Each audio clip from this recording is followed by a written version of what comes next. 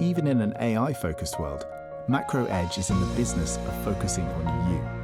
We don't just understand our clients, we listen to what's said and illuminate on what's not. In a world moving at the speed of light, with shifting markets, evolving workforces, and non-stop disruption, MacroEdge helps you to navigate and identify novel opportunities, expand your enterprise, and succeed in tomorrow's world. And it all starts with you. Put your enterprise and your perspective in the driver's seat. We're in the business of you.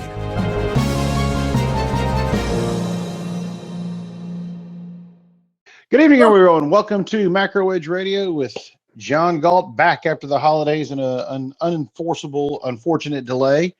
And welcome to Danielle DiMartino Booth. Danielle, welcome back to MacroEdge Radio. Good to hear your voice again. It is great to be here. I think we can all agree that whatever it is that's running around the country, I call it the funk, that we're all probably happy to be on the other side of whatever it is that has waylaid Canada, the United States. Almost everybody I know across the nation's had this weird, long-lasting cold, and I'm happy we're both past it. How's that? I totally agree, and I'm going to be even happier if my football team is past it Monday night. And I will not be responsible for anything that appears on X or other social media after about 8 p.m. So with that being said, for everyone who does not know, Danielle DiMartino Booth, fantastic author of the book Fed Up. If you haven't read it, for God's sakes, people, get it in paperback, get it in hardback, dog ear it, remember what she wrote about. We're going to talk about some aspects of the book tonight because, believe it or not, what's happening with the Federal Reserve, President Trump, and all the controversy is something that she was concerned about years ago when she wrote this book. And here we are, the full circle evolution into a potential Fed crisis this year. Also, well known, of course, on X and social media, founding QIResearch.com. We're going to ask about that project tonight. And of course, on Substack, and author of the Daily Quill newsletter and numerous appearances on Fox Business Network. Did I leave anything out? Are you assisting Santa this year? Oh, I was Santa this year because many people of the male persuasion seem to think that fairy godmothers in the middle of the night take care of, oh, honey, get everything for my family, get everything for your family, get everything for all the children. And while you're at it, get yourself something nice. Yeah, yes, I am Santa. That works out pretty good for yourself, though, because who knows better than what you want than you? Well, that does tend to be, yes, a perk.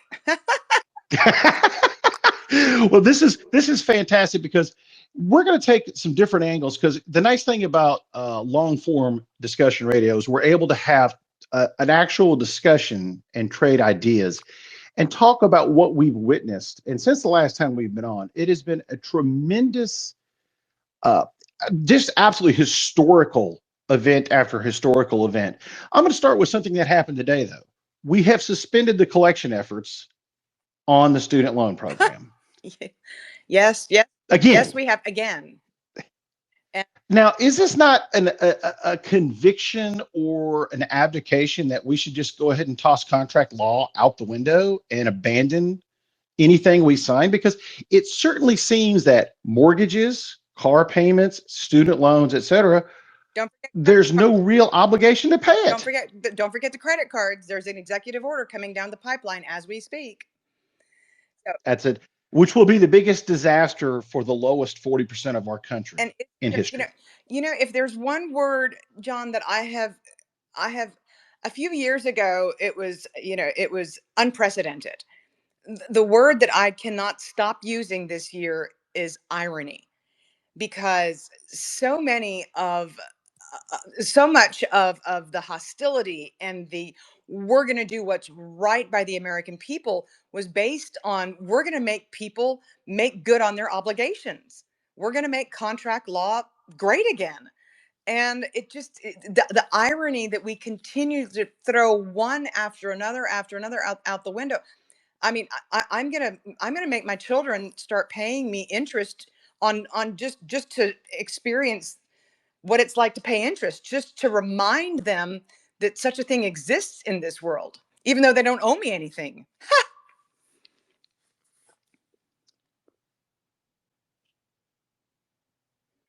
And there goes the microphone. I'm telling you, if X acts squirrely tonight, it's not my fault, I swear. So does it seem to you that we have gone into the George W. Bush 2008 model of we have to abandon capitalism to save capitalism mindset, when in fact it's going to do much worse in the long run?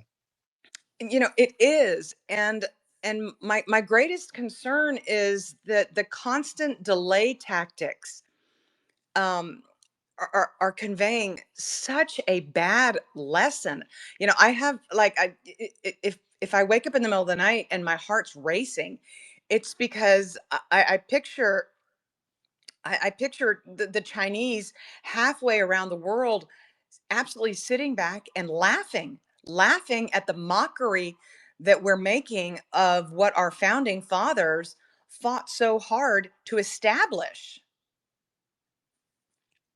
And interestingly enough, it's the Chinese who are limiting high frequency trading first because of the damage it's done to their financial markets and to destabilizing their commodity markets. Yet here we're doubling down and probably tripling down with 24-hour, 7-day-a-week trading. It's a concept I find great. We have 24/7 trading, but it's akin to having a grand casino. We might as well just start having an MGM sponsored ticker or Caesar sponsored ticker instead of the new NYSE, et cetera. We're turning a society based on investment, savings, and future planning into an immediate gratification gambling society. And those generally don't last long in history. No, they don't. And they don't convey value. And when I say value, I mean, I'm speaking as a mother now. I mean values. Because the idea of you save up, you make the investment, you put a down payment on a home, you pay it off one day before you retire, you save up, you start a new company, you hire people, you grow their living standards, and then they grow others in turn, and it's kind of a Please don't pay it drop X. forward. And of course, there goes the internet. uh, Can you hear me, Danielle? I can hear you fine. I can hear you fine. Okay. But my It went a little bit squirrely there. no, I mean, I promise I'm not going to move an inch so that whatever my reception is, hopefully holds. But my concern is that we're not teaching values. We're not teaching about the fruits of investment. We're not teaching about how satisfying work can be and what you can do when you save money, and how that can organically, I mean, that's the word I want to use. Hopefully my microphone's still working, organically grow an economy, because that's how you get lasting growth that then builds upon itself one generation after another. And here we are now at a point where the younger generation will soon supersede my generation. I'm technically a boomer, although I feel a lot younger and older depending on the day of the week.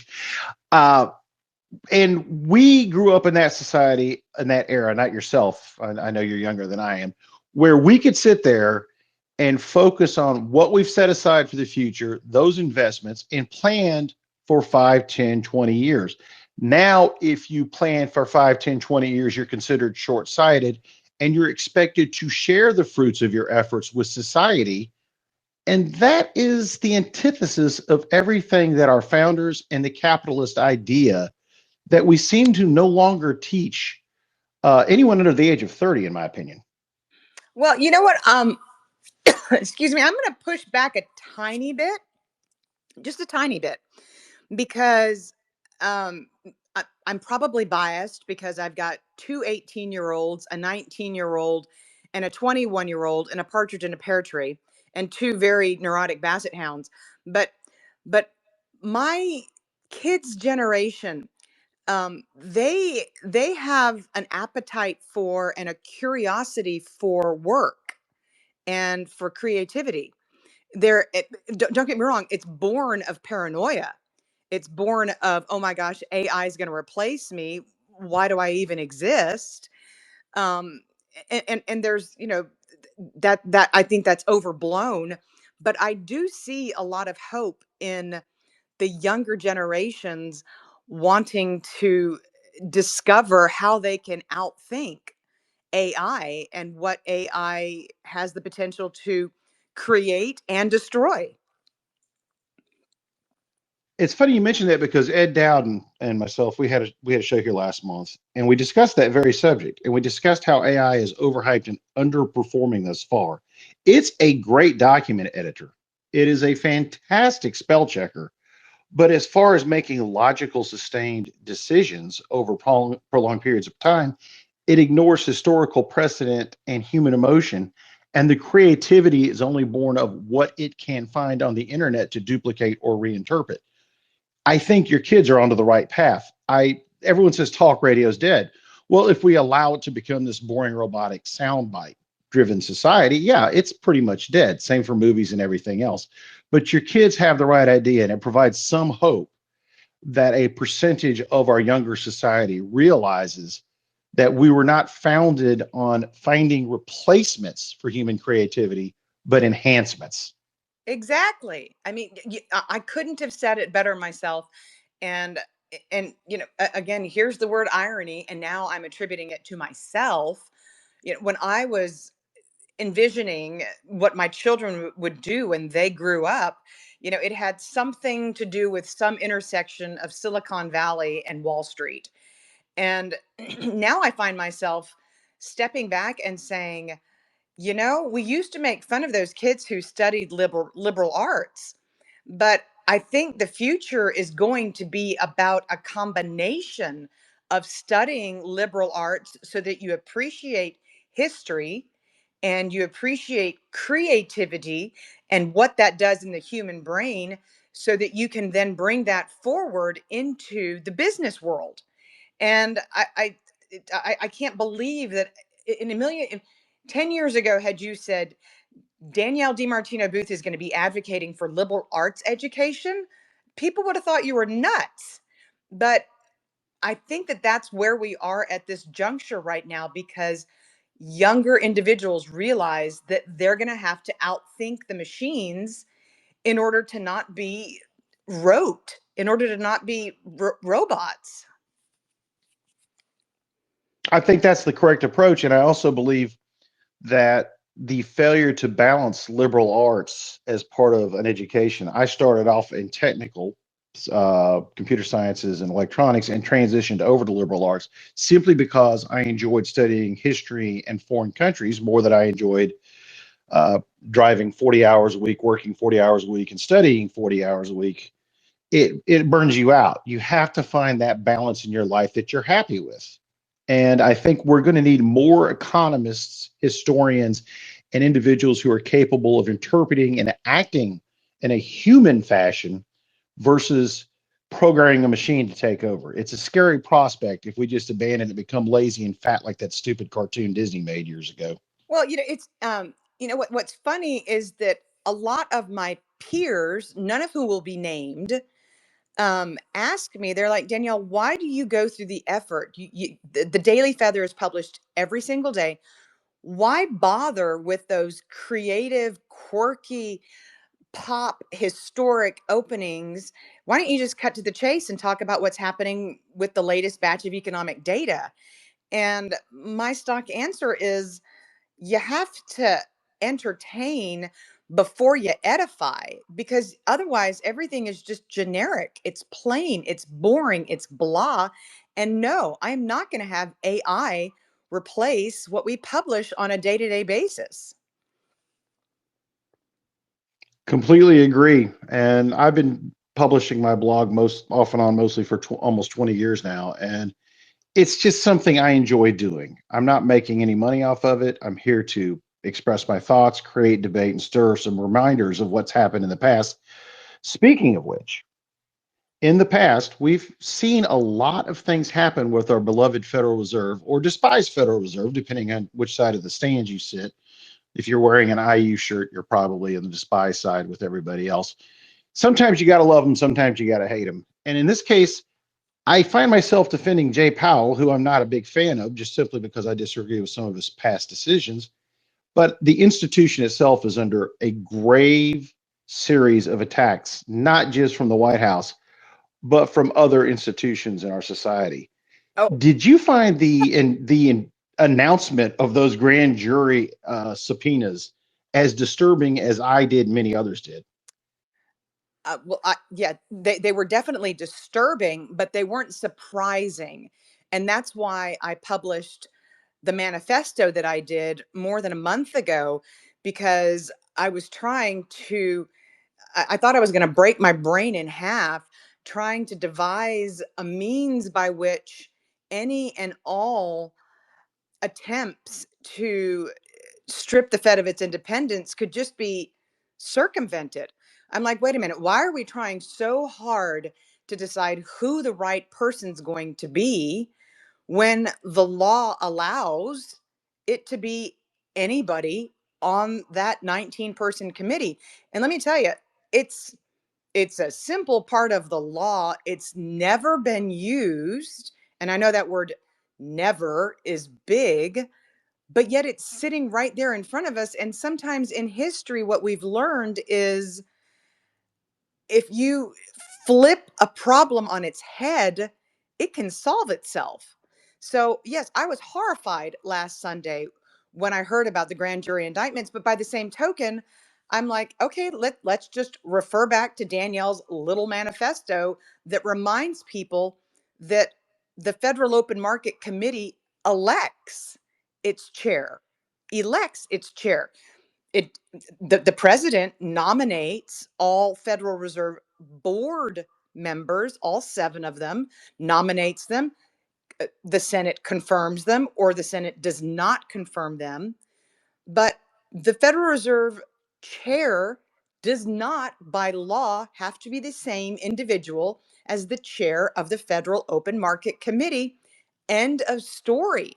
I'm just like, let's just move on, because the individuals at the Fed, they need to stop belly aching. And because I know I've been accused of being Jay Powell's biggest fan for the last 2 weeks of my life, which I find to be hysterical. But I keep saying you're looking at the wrong destination. The individuals on the Federal Open Market Committee who make monetary policy are in full charge of their own destiny. They place the individual behind the podium after every single FOMC meeting. They've just never exerted the power of that vote. But that doesn't mean that they cannot exert that power. And God bless poor Arthur Burns, was Nixon's quote unquote boy, for lack of a better phrase, to run the FOMC and the Fed. And in the end, that was about as close to the adoption of the Federal Reserve becoming part of the White House inner circle. And we reflect back on the meeting where the discussion of abandoning the gold standard with Volcker, Conley, and Burns with President Nixon at Camp David. And you think about that historical, and it's almost as if decisions were made to, one, encourage Nixon to proceed forward to let the dollar float, but at the same time, the Federal Reserve was cheerleading it on.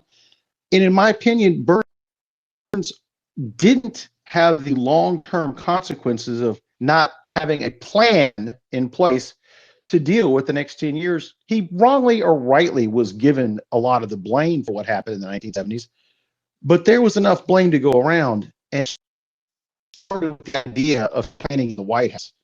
It looks like we're trying to move back towards that model. And I use this term with several other economists, the Nixonization of economic policy. Does that concern you more than the Fed's independence, or does a move towards a central planning from within the White House concern you more?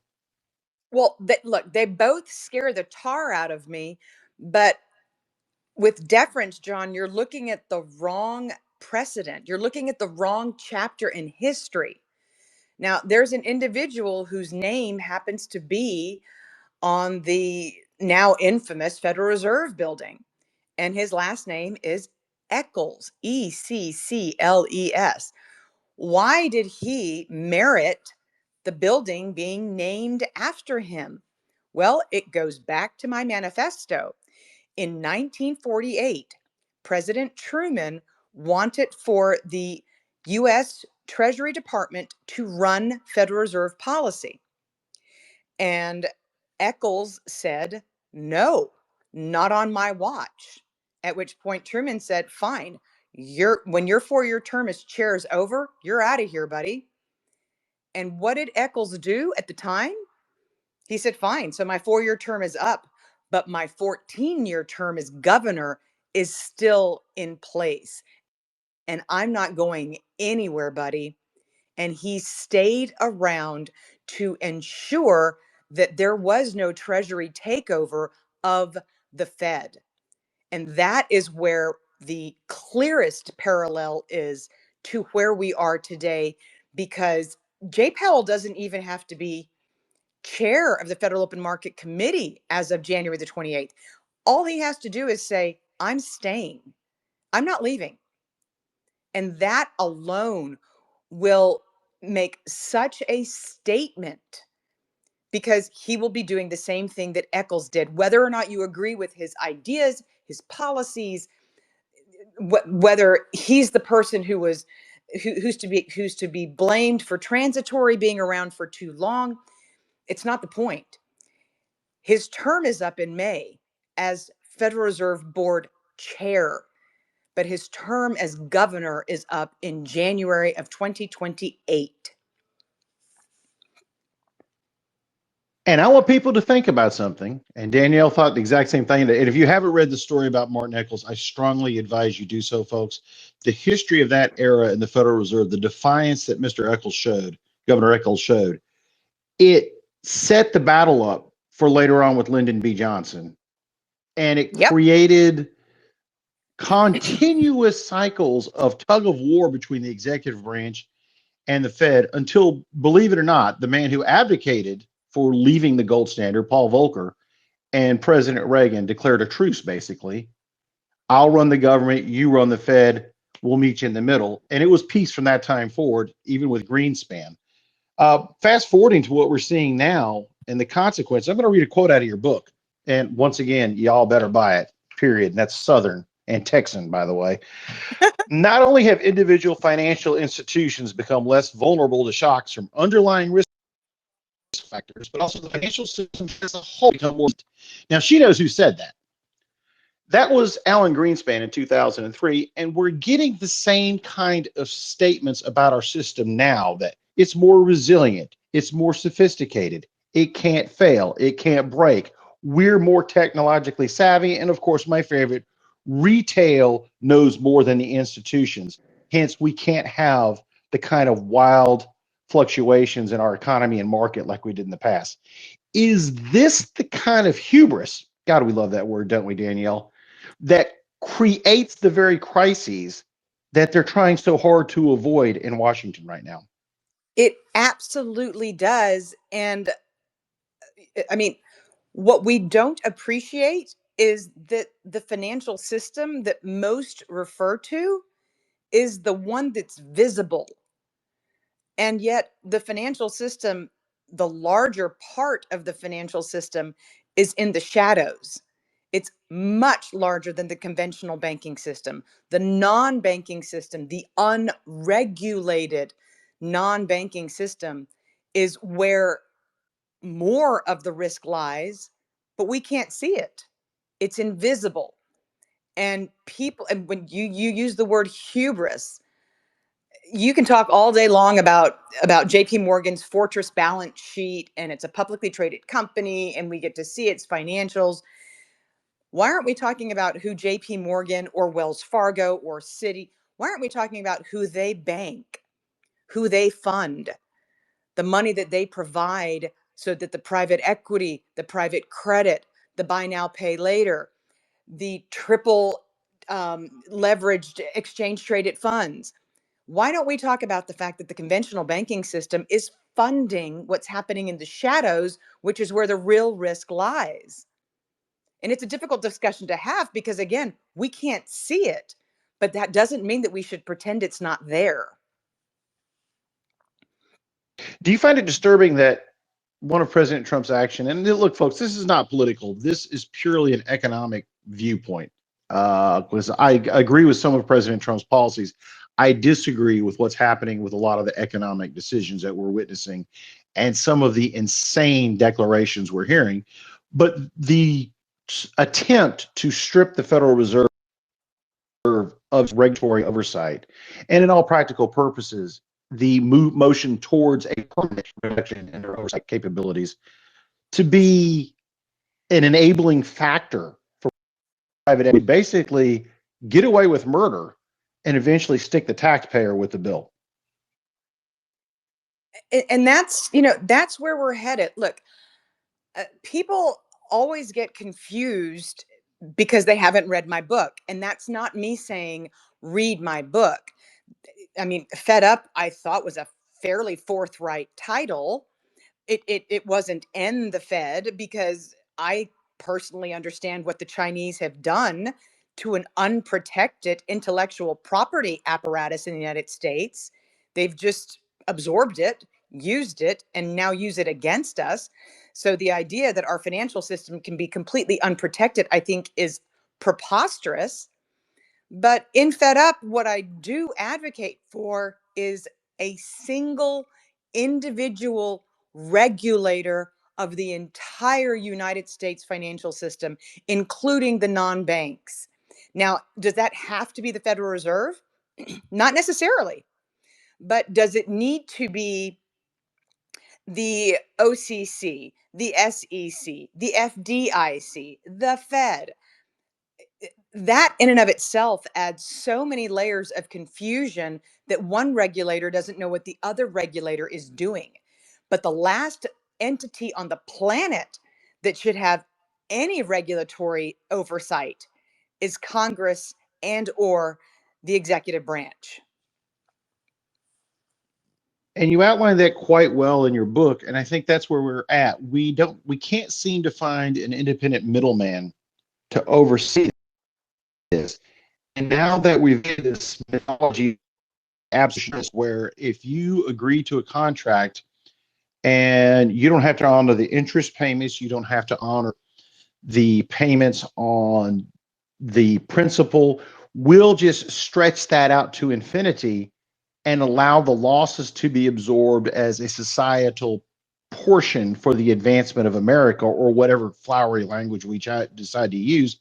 It does introduce the risk that we no longer advocate, teach, or believe in contract law. So what is that piece of paper or that electronic document that we exchange when we purchase a stock or a bond, et cetera?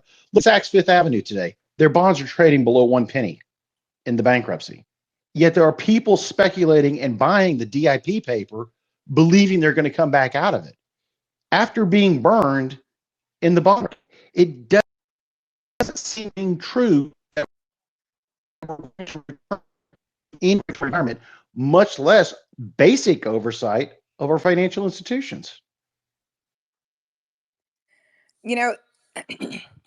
There's okay, just somebody like hit the gong if I say irony one more time. But I am a former resident of the city of Caracas, Venezuela. And I was there the summer before Chavez rose to power. And the rule of law, the rule of contracts, they'd all been trashed. Income inequality was as rife as it is in the United States today. The corruption was everywhere. The cronyism was everywhere. And it wasn't a surprise to me, at least after living there, that socialism was able to take hold. Because when you throw out laws, when you throw out rules, that's where you land.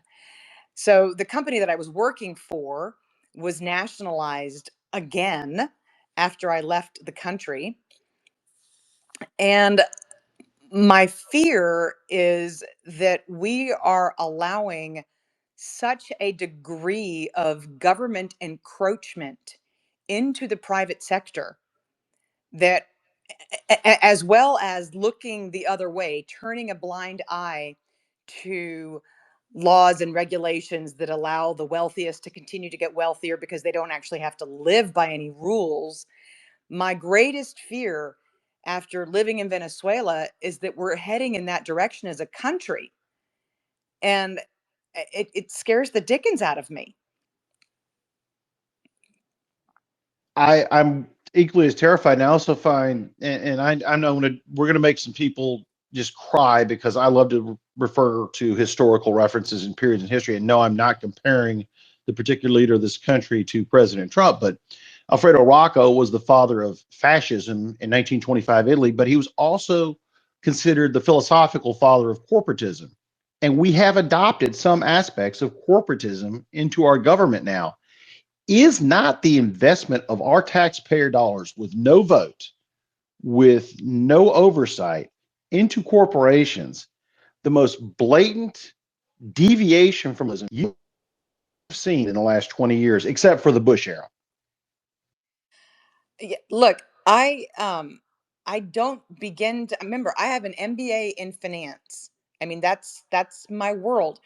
Shareholder rights, the responsibilities of boards of directors to prevent corruption in the C-suite.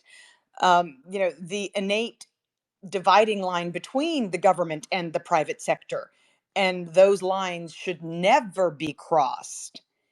I mean, these are kind of, again, it's what makes America American.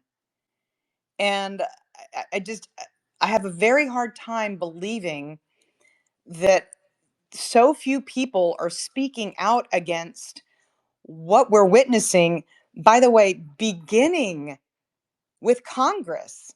I don't think any of us speak enough about the fact that very few people in Congress are doing and saying anything. It's as if there's a huge body of elected individuals who they voluntarily muted themselves because they don't say anything about anything. And that's where we're going to pause for a minute because I'm going to do a quick commercial break, Danielle, for macroedge.net/ozone, macroedge.net/ozone. Get your 2-week free trial. Check out all the new and exciting products. And also stay tuned to QIResearch.com. Knowing Danielle, we're going to see a lot more in-depth financial news and data from differing perspectives. And guys and gals, I'm going to warn you right now. You had best seek alternative viewpoints for data, because if the Federal Reserve is having trouble getting data that we considered very basic on a month-to-month basis and having to go to other sources to extrapolate it because of the shutdown, because of the delays. I mean, we've got PCE delayed, by God.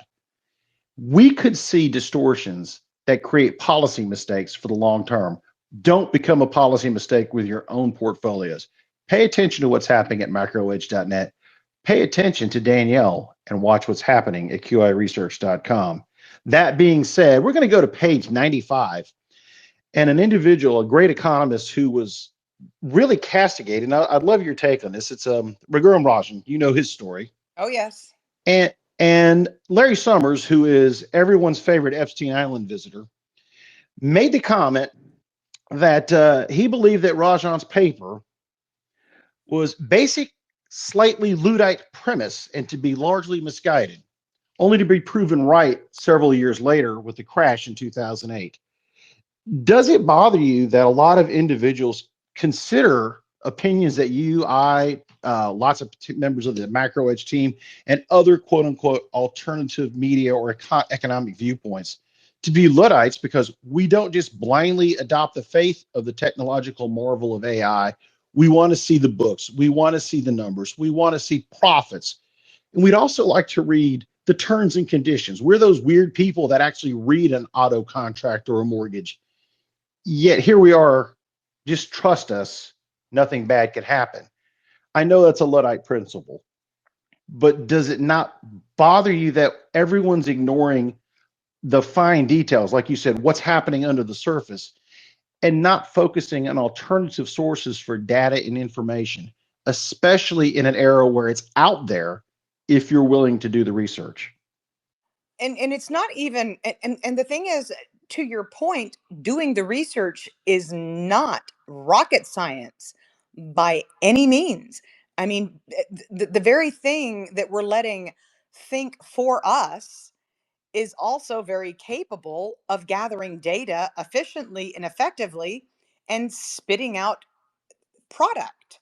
I mean, we don't have to have a politically um, biased entity tell us what layoffs are when we have MacroEdge simply doing something called, oh, I don't know, counting. It's like the oldest thing in the world, right? An abacus. That's all you need. All you need to do is follow the headlines, follow the number of layoffs, count them up, and report them. But the technology is staring us in the face to do this. When we find out during earnings season that Wells Fargo takes some massive severance charge because they laid off 5,800 people quietly, that's data. It's data, it's hard data. It's not necessarily data that the Bureau of Labor Statistics has incorporated into its models, but it's a number. And it's a number that can go into a virtual ledger and simply be part of a tabulation. We are in an era where gathering data is easier than it's ever been. And yet we have so many people saying we don't have data. It's asinine. Yeah, and we're going to talk about data corruption because that brings up data corruption as the second part. I'm going to start with CPI, my favorite pet peeve. If you go underneath the numbers and you look at the items that people buy every week, every month, we still have, and I use the Atlanta Fed sticky CPI as my favorite standard because it tracks a price increase month over month and over a 12-month period, which actually reflects a better breadbasket of goods and services Americans use all the time. And it's still above 3%. Now, I know the Federal Reserve doesn't have their faith in that. It is a data point that they look at, but they still depend on PCE, which is now postponed. Should we not start flagging data, which is 40, 45, 47% imputed, calculated, based on economists' feelings or whatever mood they're feeling that day versus actual hard data and price shopping comparison counting? You should see the abacus that Don has for MacroEdge. It's a hell of an abacus. And not using and not depending so much on the headline data we're seeing flashed on our monitors to create a better and more robust portfolio. I think it's a dangerous risk to just say, okay, here's the headline, let's go. No, you're absolutely right. But at the same time, look, people think that I'm like some crazy person who thinks deflation's coming down the pipeline. Well, the answer is both inflation and deflation are happening at the same time in different areas because the inflation over which the Federal Reserve and monetary policy have absolutely no control. They can't control food prices, they cannot control energy prices, but they can control the price of what it costs to finance something that is discrete. And when you see that the CPI measures reported rents with a huge lag, but does not incorporate, hey, we're giving you 4 months of rent for free. These are your concessions because we can't get new tenants because the tenants are choking on inflation to put food on the table. So they can't afford to pay up a higher rent. So we have to offer them 2 months free on each side of the lease in order to get a warm body into the unit. And yet, we don't see that price of rent either. The all the, all of these imputations are completely misleading and don't tell the story of why individuals who were Airbnb jocks a few years ago are choking because they can't get financing and they can't get the rents that they need to support their mortgages. There are different forms of price pressures, and something always has to give when essentials inflation continues to be off the effing rails.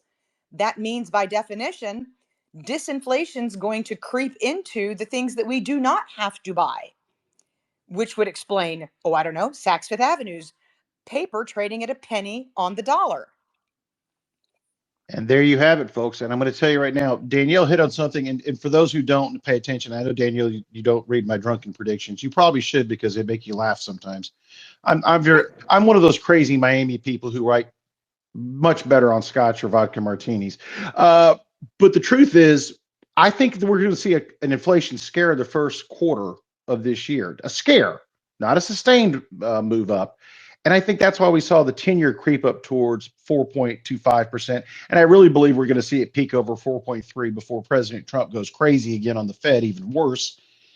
If we see this type of move in the 10-year and the 2-year continue to creep up, and we don't see a rate cut this month, which I don't think we will see it, despite all the prognosticating that there'll be a safety cut, does that not put the fear of God into some people that deflation, which is a strong possibility in H2 across a broad swath, especially after the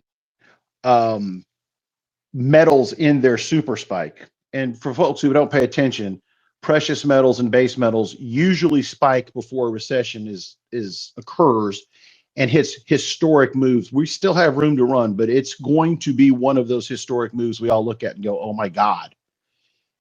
The risk of deflation is something that is so far from everyone's mind. Does that not concern you? Because no one looks 180 to 360 days out, it seems, in our society any longer. It concerns me a lot because people won't see it coming. And yet we've been writing about the fact that we saw this massive spike in layoffs in October of 2025. And when I say we saw, it was visible because they were big companies. So we saw these huge headline announcements. I'm like, the bigger the company, the longer the severance. But 6-9 months down the road, the people who are on severance and being counted by the Bureau of Labor Statistics as still being employed are going to have no money. And you're going to hit an air pocket. And people are going to be like, whoa, whoa, whoa, whoa, where'd that deflation come from? I don't understand. And it's because people are not connecting dots that are very, very visible. And we have companies who are in a foot race to cut as much headcount as they can. Some of them stupidly, by the way. You better adopt AI so that we can save money. But we're not going to tell you how to do it, but you better do it.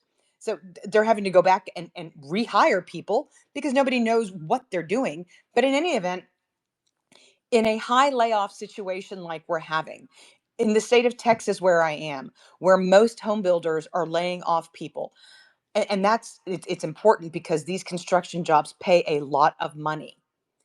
In the midst of a long-term white collar labor market recession, people do not see the risk of falling prices staring them in the face.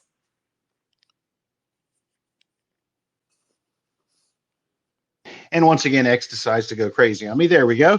Well, when you talk about deflation, and I don't think people understand this, everyone looks at housing. But what most people don't realize, we have a massive demographic crisis evolving at the same time that a risk of deflation occurs. The elderly in Florida, the elderly in Arizona, the elderly in Texas, they have no market for their overpriced McMansions. The average homeowner in their 30s or 20s, I don't want to dismiss them, should be looking at sub 2,400 square foot homes that are affordable, that are manageable within a budget. Yet the home builders, our society has said more, more, more. So we have this imbalance of starter homes versus the McMansions. And now that asset class could implode upon itself. Is that the number one deflationary concern? Because commercial real estate, Mr. Awesome, Ulysses Awesome is in our audience, would speak to that. It is dead, except for maybe logistics and warehousing. The crisis, I can see You're coming in absolutely H2. right about that. Look, there are, how many academic papers have been written in United States universities about the one-child policy in China And yet we cannot look in the mirror and comprehend that the, the, the birth rate in this nation has crashed, and we don't need these huge homes because tragically we don't have large families. And don't get me wrong, I mean, I promise I'm not like the Catholic, half Mormon who has 4 kids. I happen to love children. Well, not all the time. I mean, my own, but well, sometimes they're pains in the asses. But anyways, but I consider it to be an enormous privilege that we've been able to have a large family. But so many don't have that ability, and yet we cast this mean shadow over China because there are so few children, and yet the United States doesn't have enough children. And so I see a massive trend that has been growing. The Census Bureau, once it finally catches up, will tell us that 2025 was an even bigger year for multi-generational household formation than 2024. And it's just a fact of life that a lot of these baby boomers, as they age out, right? The last baby boomer, the youngest baby boomer, technically hits 65 retirement age in 2029. If they can't sell their homes, I think a lot of them are just going to be inviting their kids in to live with them so that they can have babies, and that they can have, and that thereby they can have grandbabies. And I think we're going to see a continued push towards multi-generational household formation because we can't look in the mirror as a country and face the fact that we have such small families who don't need these huge homes. Isn't it fascinating that we could be precipitating our own real estate collapse, yet not acknowledging the real asset value of those homes until we see that turn in demographics you're talking about? Now, I'm one of those guilty baby boomers who will be retiring in several years. And we have no intention of settling down to a home. We're probably going to travel the world. If I don't buy a sailboat, I'm probably just going to live year to year in whatever home I want. I can pay the rent. I don't have to stay in one state. It's the ideal situation. Why anchor yourself? Fly around the world, hop on cruises. I know that sounds irresponsible to some people, but if you have that ability, do that. Yet we have so many people who are locked into their homes. I fear that the impact on those who are 75 plus, especially as I see it in our area, we see the 80-year-olds bagging groceries because they lost everything in the markets in '08. If they lose their home value, if they lose their profit in their home, their equity, there's going to be an expectation for society to pick them up. And I think that's where the contract law issue and our ability to accept losses and gains as a capitalist society is at risk. We could destroy a younger generation and an elderly generation in one collapsed business cycle. Well, add on to that the fact that one of the most secure professions today for college graduates who are desperate for job security is nursing, because we need a lot of nurses to take care of a lot of baby boomers. But the reality is, you're going to have a surplus of nurses at some point in the future and not enough patients. So everything you're describing is very true. I hate to trash on realtors, but I think realtors do a disservice to individuals who don't tell them to price their homes correctly if they genuinely want to sell them, because there is going to be this massive disconnect, and this huge uh, baton handoff of wealth from one generation to another. That only works if the parents die. It doesn't work if they stay alive in a country where healthcare costs are completely out of control. I'll vouch that, and I'll explain that to everybody at a later date and time. See, the amazing part of what we're seeing in our society now. Let's circle. I hate this term. Forgive me, Danielle. Let's circle back to the Fed. The Fed is in a policy box and possibly heading into its own liquidity trap of its own making. And I'm fearful that their desire to do QE light or whatever you want to call it. And gang, it depends on who you read and who you listen to. With the delays in PCE, the data distortions, and then coming out today, the news from the memos of 2020 that actual yield controls were mentioned and discussed at FOMC meetings. Is it not terrifying if we get less responsible individuals into the Federal Reserve willing to adopt these more drastic policies, creating a worse situation, not just for government debt, but especially for private and consumer debt, where it's no longer biddable and you're forced to buy government debt to get any kind of guarantee due to the distortions in the bond market? I mean, this is all frighteningly conceivable, but what people fail to appreciate is, again, that the last of the baby boomers is going to be retiring in 2029. The magic bullet of zero interest rate policy does not have the same efficacy when the individuals who returned to the workforce in 2000 and the same individuals who returned to the workforce in 2008 and 2009 can no longer return to the workforce and have been relying on decent savings rates on their cash. So the Fed could put itself in a trap in which they say, okay, here's the white flag. We'll all be doves. We'll all be advocates for zero interest rate policy. Let's relaunch quantitative easing. And it doesn't work. Now, that's the real risk a few years out. That's my concern also. And I think this is where we're both going to wrap the show up for everyone, because you and I could go on for 2 more hours about policy and discussions and history. This is so enjoyable, and I want to thank you once again. Well, I need to thank you too, but I have to say, after this 51 minutes or so, I myself need a scotch after this discussion, for heaven's sake.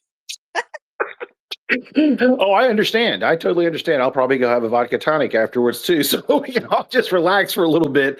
But the truth of this situation is, no one ever considers what happens when the Fed attempts stimulus into a deflationary environment. And in 2008, it was too little, too late. We could get a similar, not an identical parallel, because the situation is different, of course, with the financial system, where the big banks, they'll be fine. But the community, the local banks, the small credit unions get obliterated. And that does not benefit a capitalist society. The local aspect, and replacing it with an AI branch of Chase or Citi or whatever, doesn't provide that human interaction or the banking analysis of a human being that's necessary to advance small business.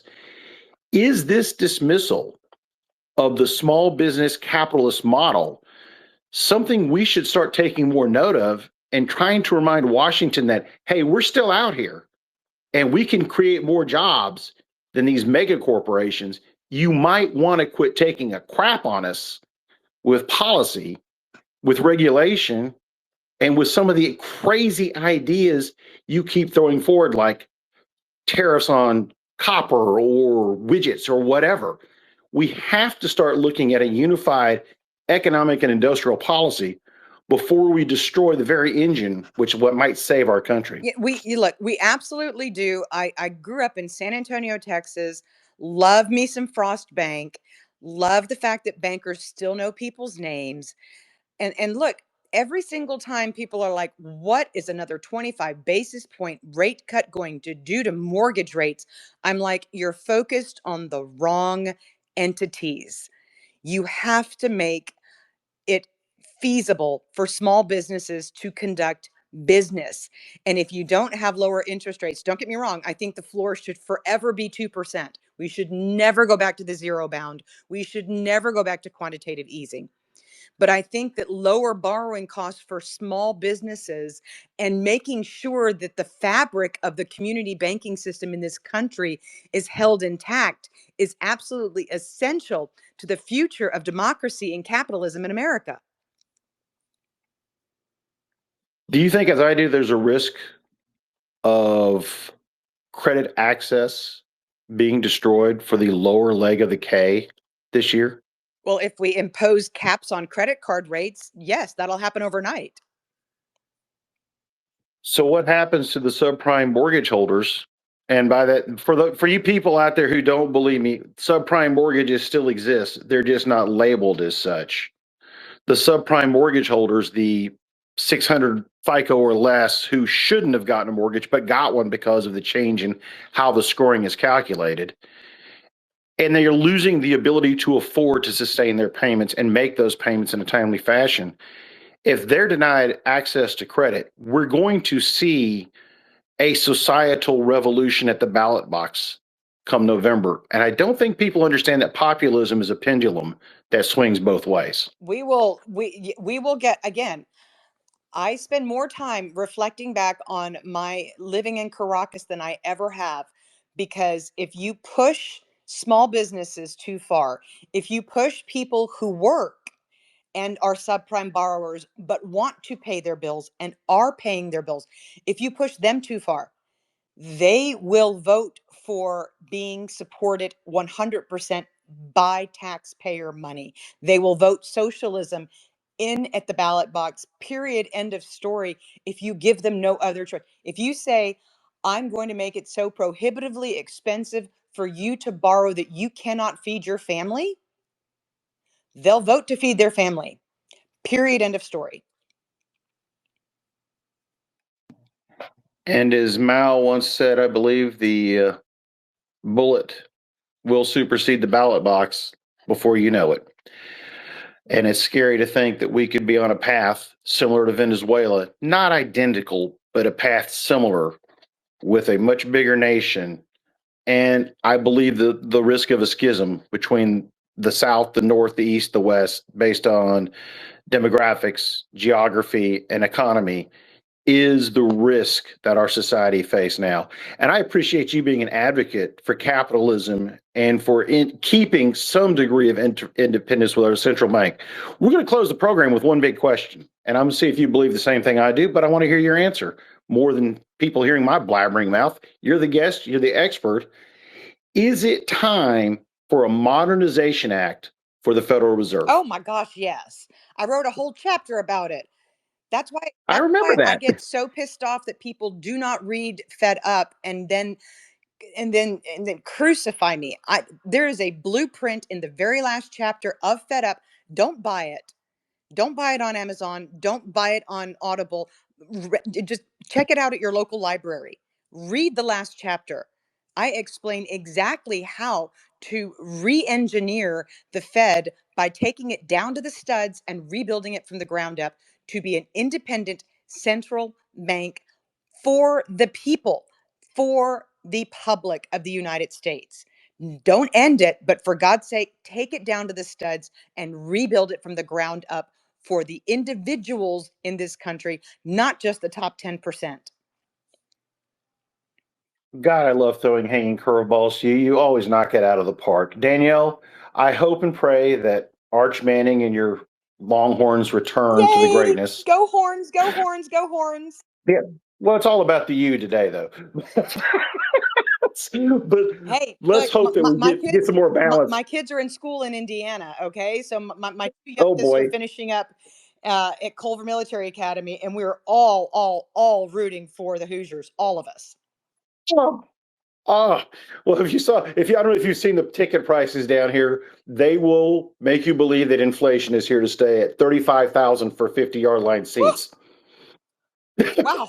$750 for a parking pass. Look, I don't care. Go IU. Go IU. Oh, boy. I hope to have you on at a later date soon enough to break your heart as we hoist our sixth trophy. I can't believe you're not talking college football like this, because I'd rather play Texas. I'm fine. As long as my Horns come back. And by the way, I do like the fact, I'm going to use irony one more time, that the New York Times felt fit to put Arch Manning on the front cover of a magazine and say that he was the biggest disappointment ever in college football. I do love that irony.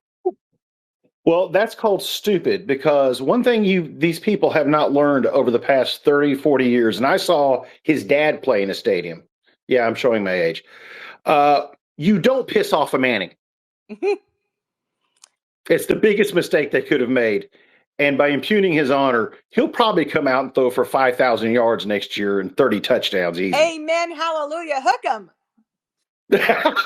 Danielle, remind everyone how to get in touch with you and where you'll be next in the mass media thing. She does podcasts all the time. She does X Spaces, folks.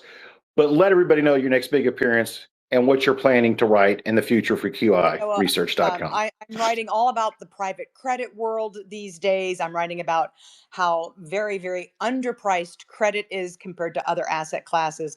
If you're an institutional investor, QI Research has a booming Bloomberg chat room. If you want to edify yourself, subscribe to the Daily Feather. We have a promotion going on right now.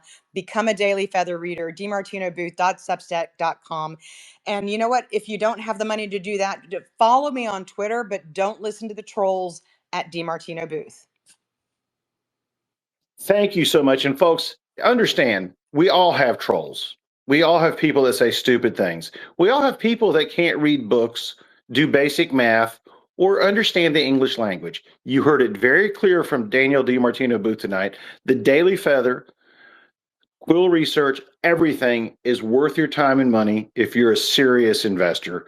And more so, if you really want to learn alternative economic analysis, not the mainstream, not the pump it and dump it mainstream. That's where you need to go. Open your mind, save your wallet.